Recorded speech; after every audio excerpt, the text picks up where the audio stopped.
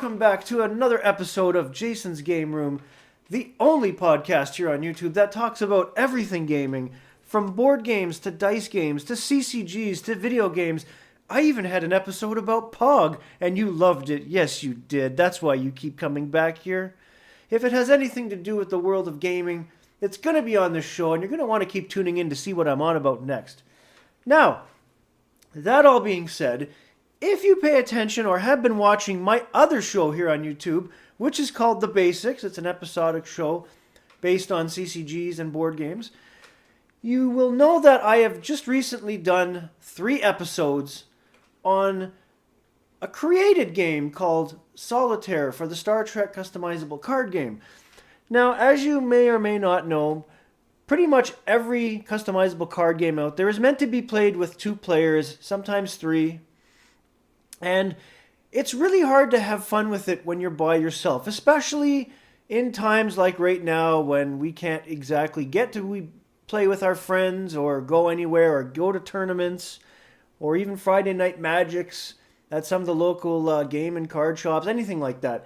So what happened recently was I came up with an idea for a solitaire version of the Star Trek customizable card game. Now, I had seen a couple other incarnations that weren't as complete, and I also had a buddy of mine come up with his own solitaire for the Star Trek CCG, which was actually quite involved. There was a lot of rules. He covered every base you can think of, and that is what inspired me to come up with my own version. But in coming up with my own version of Solitaire for the Star Trek card game, what I wanted to do was 3 things. I wanted to, see if it was possible, number 1, because not every card game is something you can do in a solitaire format. Everybody knows this. 2, I wanted to create it as a way where I could test out my own newer constructed decks, as I've mentioned, because we can't play with friends right now or go to tournaments. So I've been building decks in my spare time, and I wanted to test them out and see how good they are. And 3, I wanted to show that it was not only possible to have a solitaire in this card game, but to be able to play it with a friend, and here's the tricky part, over the internet in a video conference. Now, how that would work, before I get into the actual solitaire itself, how playing solitaire against another player, and that sounds like a contradiction and an oxymoron right there, but if you're having a video conference, say over Facebook Messenger or Zoom or Skype, the idea behind it is, because with a normal 2-player game of the Star Trek card game, you have to have your dilemmas seated under your opponent's missions and such in the seed phase. Well, you can't do that in a video conference. So my other thought on this was to have 2 players, each playing a solitaire with 2 different decks, as I will outline in a few minutes, concurrently over the video conference, and the main thing they're racing against is time. Because the object of the game is still to score 100 points. And if you're playing this solitaire format against another player, yes, you are playing by yourself, but you're also racing the clock, in, so to speak, to try to score 100 points before they do. Because you're using a second deck of your own choice, you do know the dilemmas, but because you've randomized them with other cards and put them under the missions, you don't know what's going to pop up where. So that's why it could work. I'm still in the thinking phase of a concurrent double game of solitaire over the internet. But before I get too deep into that, let me explain to you how my version of solitaire for the Star Trek card game works. Basically, you have to have 2 decks. So for the first game I tried, I had my Federation deck as my primary, and I had a Romulan deck as a secondary. Now, what you do with your secondary deck is you take out the dilemmas, certain event and interrupt cards that will not benefit you in any way as you're playing against them. You obviously separate dilemmas for the missions dependent on space, planet, or one that's dual. And then you shuffle them in groups of 5 with the event and interrupt cards, as well as 2 to 3 enemy ships from that second deck, because you want to have a battle format. and you put them under each one of your missions out from your primary deck. Now, how that works is you use 6 missions. One of them has to have your outpost, so it has to be a planet. The other 5 are for seeding with those cards. So that's why you have 25 combination of dilemmas, events, and interrupts to go under the missions. To begin the game, once that little bit of the seed phase is done, you would draw your 7 cards off the top as normal, and if you have a Q's Tent side deck, you can put that off to the side. That's automatically open when the game starts. And you start playing as you would in a 2-player game. So if you have a ship in your hand, you put your ship at the outpost. If you have people in your hand, once per turn, you would put a personnel down at the outpost until a ship comes there, and you'd beam them up. And so on and so forth. And you would, like in a 2-player game, once you have enough personnel on that ship, you would move it to a corresponding mission and start the mission.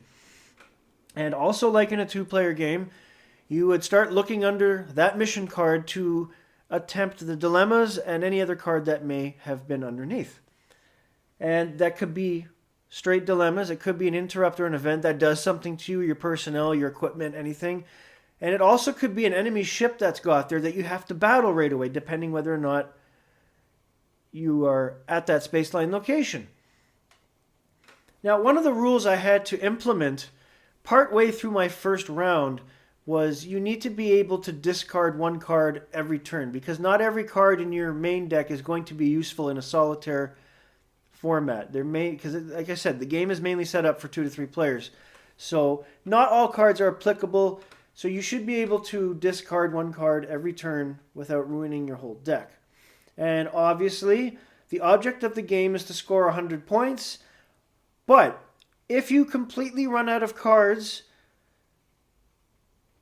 so basically, if your draw deck runs empty and you have nothing left in your hand, or the other terms of the game ending is you still have cards in your hand, but none of them can help you and you're deadlocked on a lot of missions.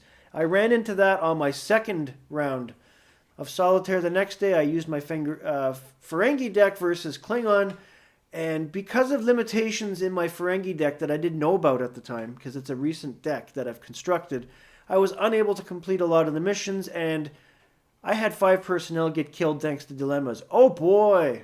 So you're not going to win every time, and I would recommend that after you play with a primary deck and you finish the round, do what you need to do to work on that deck to make it better, but then switch to a different deck or even build an entirely new deck for your next round. Don't keep using the same deck over and over again, otherwise it's going to lose its luster.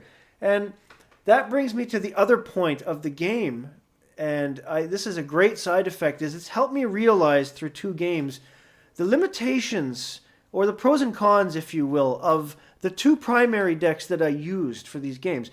My Federation deck in the first game worked quite well. It actually, I scored more than 100 points, mainly because of the way the math adds up. I came out with, I think it was like 115 to win the game.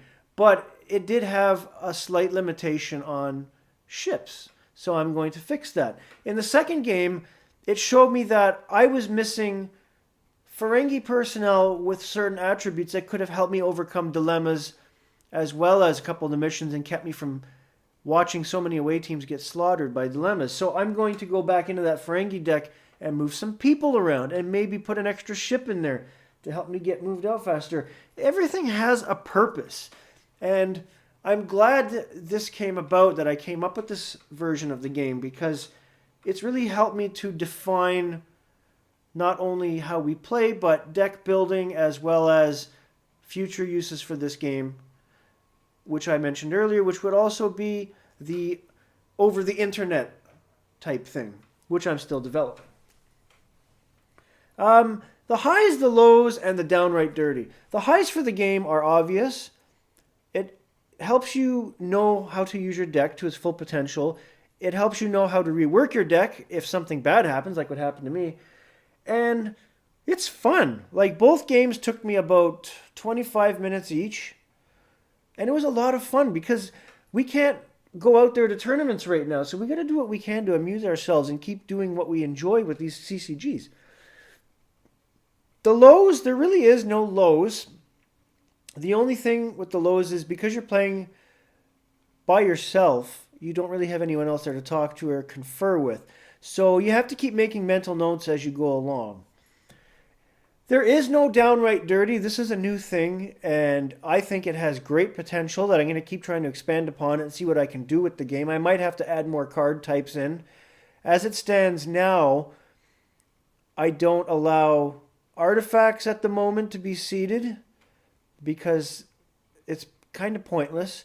And tactic cards I will not put into the solitaire game because they just don't fit no matter how I think about it. You really don't need a battle bridge side deck in this game because you're only going to encounter battle with 2 or 3 ships in the standard way. You don't need all the tactics because of the way the game is set up.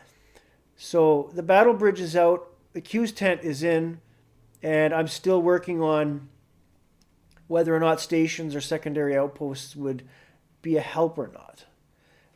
Possibly, possibly not. It depends because it is a small space line with only 6 units. So there you go.